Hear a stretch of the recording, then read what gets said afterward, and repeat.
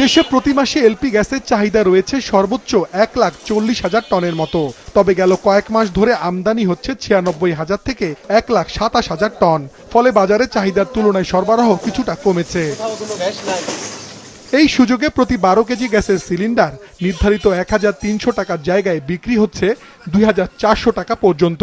এতে চরম ভোগান্তিতে পড়েছেন ক্রেতারা।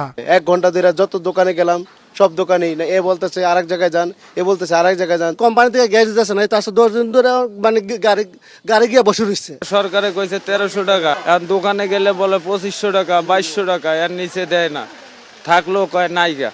ডিলারদের কমিশন বাড়ানো, অনিয়মের বিরুদ্ধে অভিযান বন্ধ সহ বিভিন্ন দাবিতে আন্দোলনে সংকট আরো বেড়েছে। আজ বাংলাদেশ এনার্জি রেগুলেটরি কমিশন বিইআরসির সঙ্গে বৈঠকের পর ব্যবসায়ীরা জানান বাজার বিবেচনায় নির্ধারিত দামের চেয়ে 200 টাকা বেশিতে 12 কেজি সিলিন্ডার বিক্রি করবেন তারা। আমরা আশা করি যে এই অভিযানও আমাদের থাকবে না। আমরা আমাদের যে কর্মসূচিটা ছিল আমাদের অনির্দিষ্টকালের জন্য, এখন থেকে আমরা এই কর্মসূচি স্থগিত করব। 1306 টাকা আমাদের কিনতে হয়, আমরা 1306 টাকা আমরা ভোক্তাদের গ্যাসটা আমরা দিতে পারবো না। ভোক্তা পর্যায়ে 1500 টাকা হইলে আমরা করতে পারবো, এবং আমরা নিজেরা সারা বাংলাদেশে যা আছে সব জায়গায় আমরা তদারকি করব।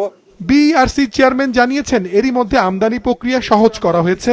2 সপ্তাহের মধ্যে কেটে যাবে সরবরাহ সংকট। জাহাজের ঘাটতির জন্য যদি সরবরাহ লাইনে কোনো সমস্যা থাকে, আমরা এ বিষয়ে লোয়াবের সঙ্গে কথা বলেছি এবং লোয়াবকে অনুরোধ করেছি দ্রুত জানুয়ারি মাসে আমদানি বাড়ানোর জন্য।